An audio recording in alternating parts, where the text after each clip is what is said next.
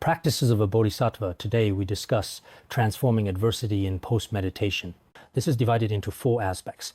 Transforming the 4 types of undesirable circumstances into the path. 2 unbearable situations into the path. Prosperity and decline into the path. Attachment and aversion into the path. All of these are extremely profound pith instructions. Exchanging self and others may seem quite distant to us, but these instructions can all be practiced. First, transforming the 4 types of undesirable circumstances, transforming lack of gain and offerings into the path, transforming suffering into the path, transforming bad reputation, slander into the path. In our daily reality, these situations frequently occur. Not receiving material gains and offerings, or when your gains and offerings are harmed, transforming this into the path. If someone driven by great greed takes away or causes others to take my possessions, I dedicate my body enjoyments and merits of 3 times to them. This is the Bodhisattva's practice. If anyone is driven by intense greed and personally seizes or directly takes away or incites others to forcibly seize all of my possessions and enjoyments, not only should I have absolutely no anger or hatred toward them or retaliate with vengeance, but instead I should have the intention to benefit them, dedicating my cherished body and enjoyments and all roots of virtue from the 3 times everything without exception to this person who has harmed me. This is how all bodhisattvas transform lack of gain and offerings into the path of practice. This is indeed quite difficult to accomplish. If someone were to take all of my money or my house, all my possessions, even my clothes, after taking everything away, not only should I not hate them, but I should also dedicate my own roots of virtue and enjoyments entirely to them as well. Truly, this is a most noble and great spirit. For ordinary beings, it is difficult to achieve, but we are, after all, students of Mahayana Buddhism, so we should make effort.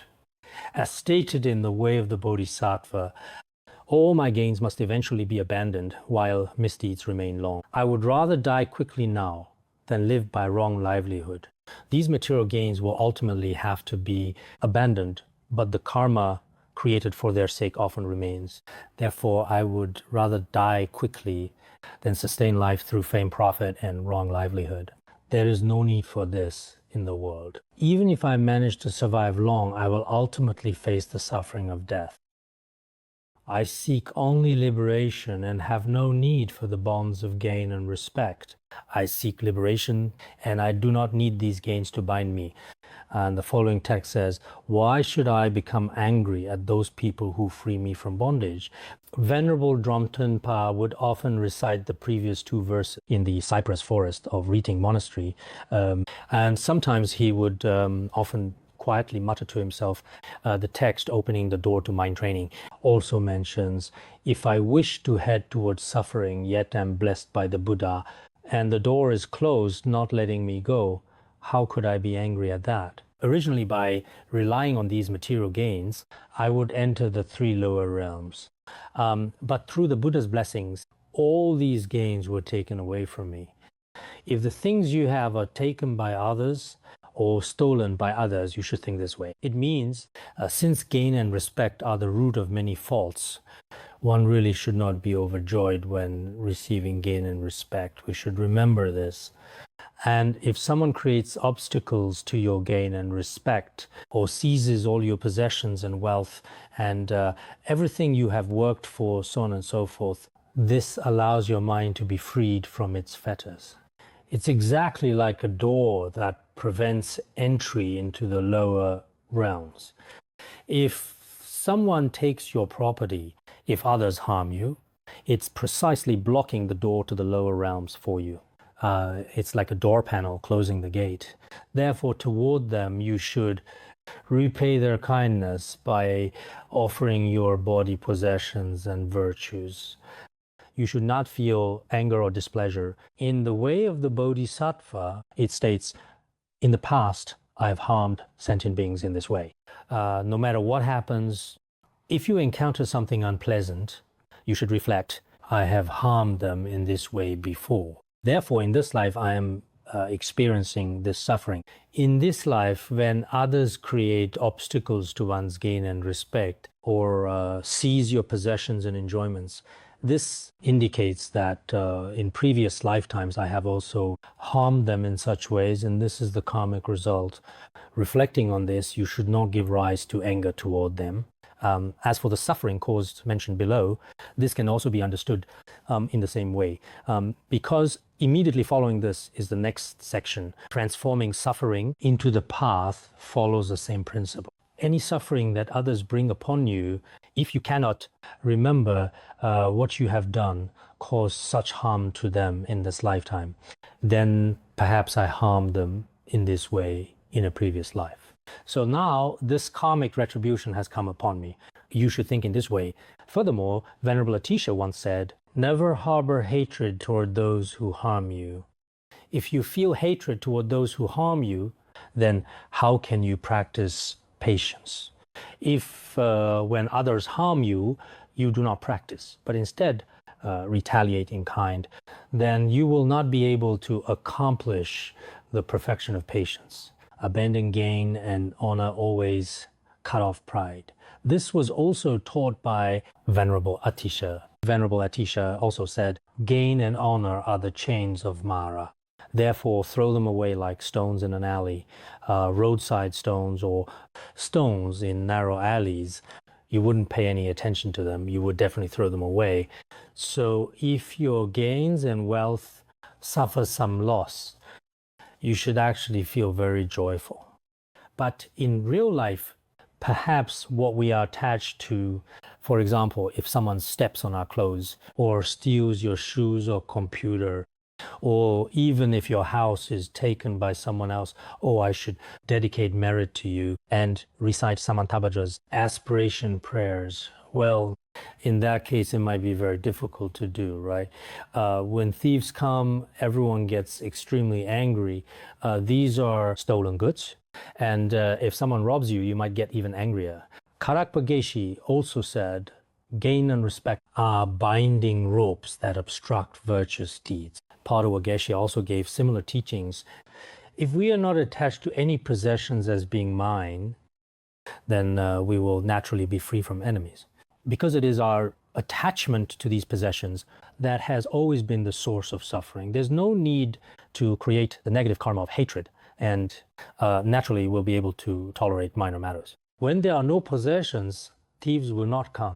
If there are no valuables, thieves won't appear. Without baggage, you won't attract bandits or robbers. This is easy to understand. If a traveler on the road has no luggage, no one will come to rob him. If you don't have a wallet, thieves won't come either. So when you get right down to it, it's having such sources of misfortune because of having possessions, because of having a body, that I have attracted resentful enemies. We should think this way. It means owning wealth naturally attracts the appearance of adversaries. Therefore, we should not give rise to anger. The way the Bodhisattva says, when someone wants to hit you, on one hand, the weapon is provided by the other person, but the body is provided by yourself. So if you are going to get angry, you should be angry at the enemy, but you should also be angry at yourself. If you had no body, others couldn't hit you either. So some of these methods for practicing patience are actually quite rare and precious. When I was teaching the chapter on patience in New Zealand, at that time, many foreigners felt that this kind of reasoning was very interesting. In the past, when anger arose in them, they really couldn't control it. But after studying this chapter, it seemed many of the reasonings within were extremely helpful to them. At that time, the New Zealanders said they especially had this feeling. It's like wealth is provided by oneself, while thief from outside. So actually, you should blame yourself too. If you hadn't brought your wallet, no one would have robbed your wallet. So the original culprit is actually oneself.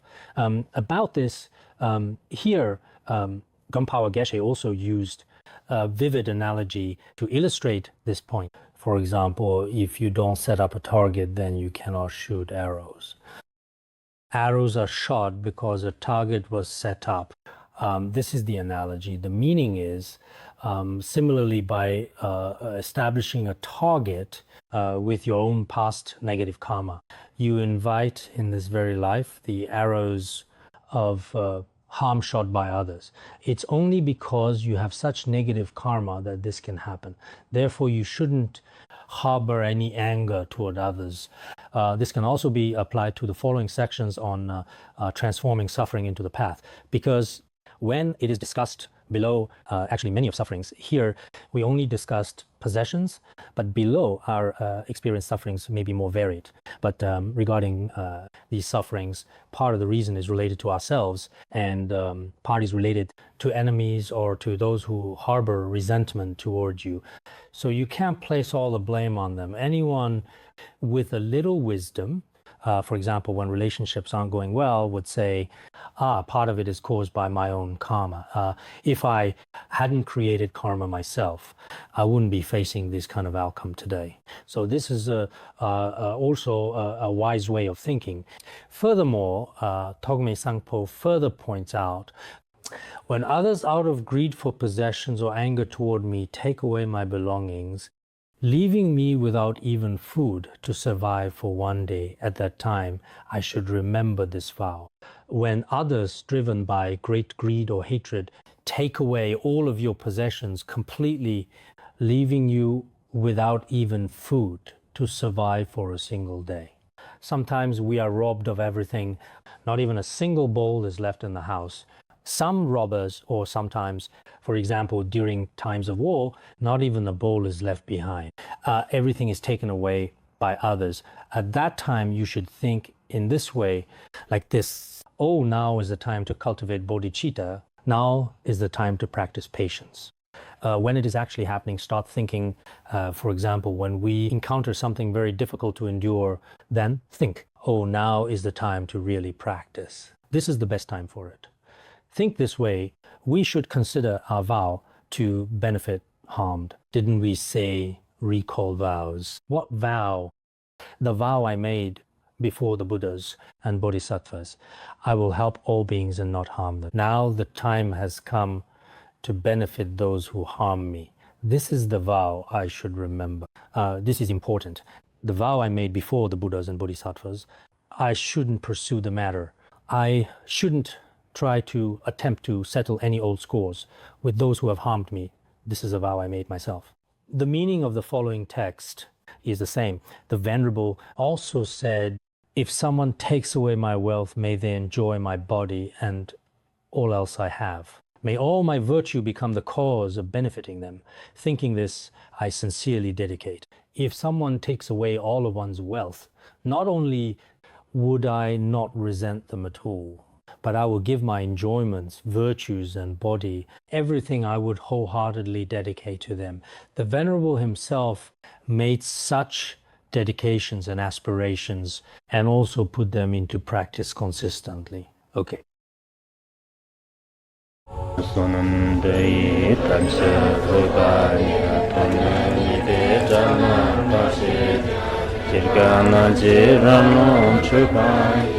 Chupun Solen Droa Bandarangara Badma Sodargye Bandarangara Badma Sodargye Bandarangara Badma Sodargye